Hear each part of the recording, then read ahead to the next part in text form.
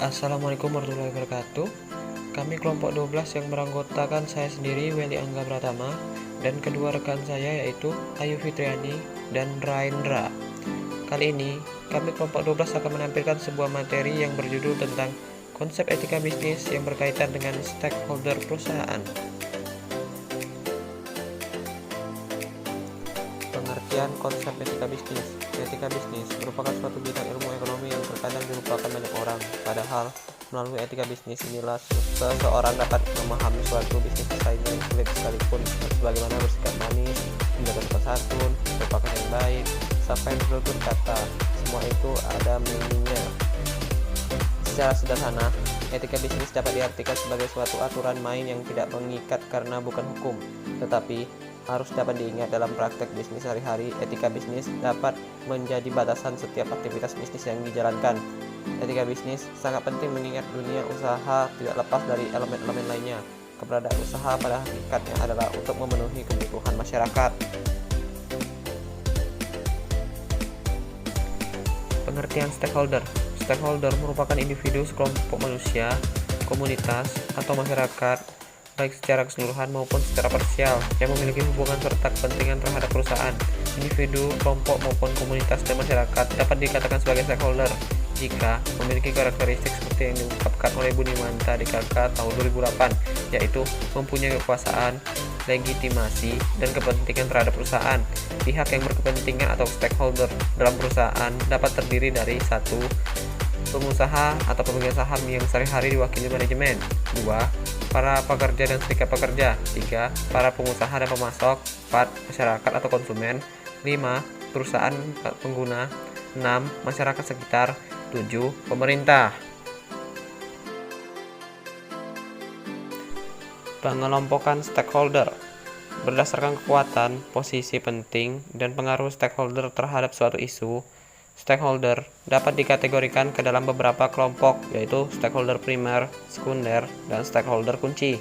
Sebagai gambaran pengelompokan tersebut, pada berbagai kebijakan, program, dan proyek pemerintah atau publik dapat dikemukakan kelompok stakeholder seperti 1. Stakeholder utama atau primer merupakan stakeholder yang memiliki kaitan kepentingan secara langsung dengan suatu kebijakan, program, dan proyek.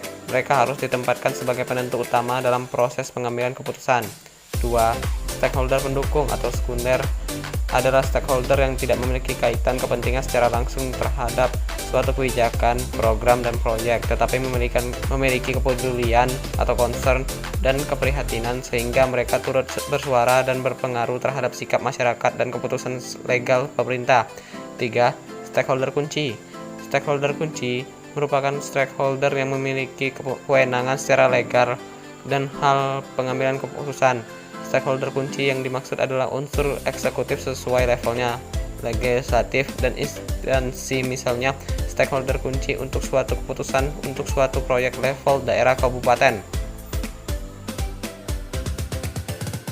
Kode etik stakeholder. Yang pertama terhadap pelanggan, memiliki 5 kode etik, yaitu 1. Memberikan produk jasa dengan kualitas terbaik sesuai kebutuhan. 2. Memberikan perlakuan yang adil dalam setiap transaksi. 3. Memelihara kesehatan produk dan kesehatan lingkungan konsumen. 4. Tanggap dan hormat terhadap martabat konsumen. 5. Menghormati integritas kultur yang berlaku pada konsumen. Yang kedua, terhadap para pekerja, memiliki 3 kode etik, yaitu 1. Memberikan pekerjaan dan imbalan yang dapat memperbaiki kondisi kehidupan mereka. 2. Memberikan kondisi yang menghormati kesehatan dan martabat pekerja. 3. Bersikap jujur dalam berkomunikasi dengan pekerja dan terbuka dalam memberikan informasi. 3. Pemegang saham menetapkan manajemen yang profesional dan tekun, menjaga dan menambah aset-aset investor, menghormati keluhan dan saran dari investor. 4. Pemasok berusaha mewujudkan prinsip yang adil dan jujur, menjamin aktivitas bisnis dan berbagi informasi bisnis. 5. Pesaing mengembangkan pasar terbuka dan bersaing secara adil, menghindari dari memberi hadiah yang mencurigakan. 6. Masyarakat menghormati hak asasi manusia dan lembaga demokrasi, mengakui kewajiban kepada pemerintah dan masyarakat. Hubungan etika dan stakeholder. Perusahaan secara formal adalah entitas yang berdiri terpisah dari institusi lain, bahkan dengan manajer atau pemilik perusahaan. Karena perusahaan masih bisa berdiri walaupun manajer dan pemilik perusahaan diganti. Pemilik dan manajer perusahaan adalah penentu awal dari adanya perusahaan. Pemilik memberikan kemungkinan dari fasilitas, sedangkan manajer mendapatkan mandat dari pemilik untuk mewujudkannya dengan aktivitas real. Maka dari itu, pemilik dan manajer sangat penting bagi perusahaan. Hubungan stakeholder dengan perusahaan. Yang pertama, hubungan tidak aktif, mengambil keputusan tanpa memperhitungkan pihak lain. Yang kedua, hubungan yang reaktif, bertindak untuk mempertahankan diri dan melakukan ketika terpaksa. Yang ketiga, hubungan proaktif, berusaha mengantisipasi untuk kepentingan para stakeholder.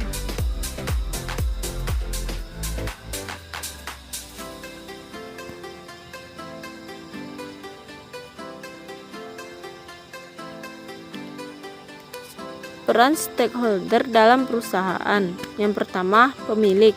Orang yang memiliki ide yang membangun perusahaan. Kedua, karyawan. Orang yang bekerja pada perusahaan dan berkembangnya suatu perusahaan tergantung kinerja karyawannya. Yang ketiga, kreditor. Pemberi pinjaman modal untuk membangun perusahaan. Yang keempat, pelanggan. Orang yang memiliki kepentingan akan produk yang diproduksi oleh perusahaan.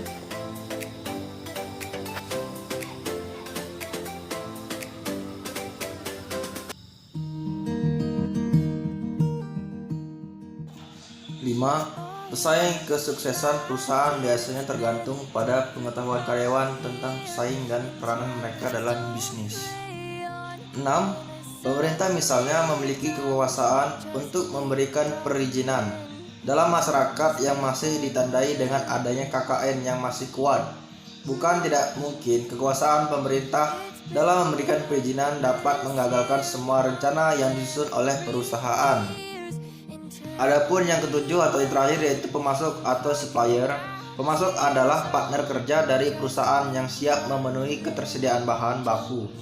Oleh karena itu, kinerja perusahaan juga sebagian tergantung pada kemampuan pemasok dalam mengantarkan bahan baku dengan tepat waktu. Pertentangan antar kepentingan stakeholder. Dengan menggunakan sudut pandang perbedaan kepentingan antara stakeholder, dapat diidentifikasikan ada 4 perbedaan tipikal pertentangan kebutuhan yang muncul antara stakeholder. Yang pertama yaitu business improvement versus business engagement. Business process improvement diharapkan dapat menambahkan competitive advantage perusahaan. Namun, competitive advantage seringkali justru terdapat pada keunikan proses bisnis mereka. Kedua, efisiensi versus span of control. Salah satu tujuan yang paling diinginkan stakeholder adalah efisiensi dalam bentuk pemangkasan proses yang mubazir, sehingga dapat menghemat biaya yang dikeluarkan untuk sebuah siklus proses bisnis. Pada sisi lain, pemangkasan proses bisnis berpotensi menghilangkan beberapa bagian informasi yang mungkin diperlukan untuk sebuah proses kontrol.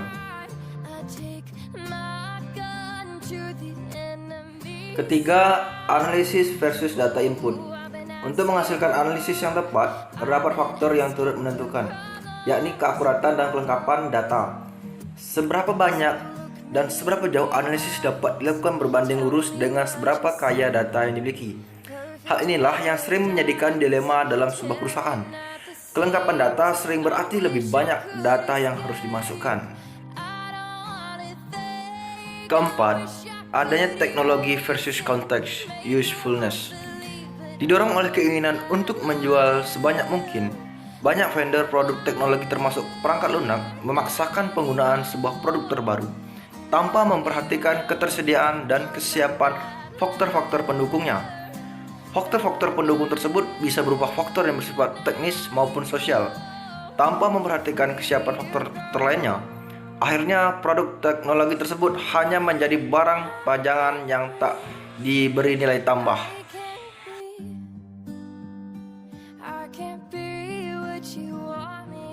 Saling ketergantungan antara stakeholder.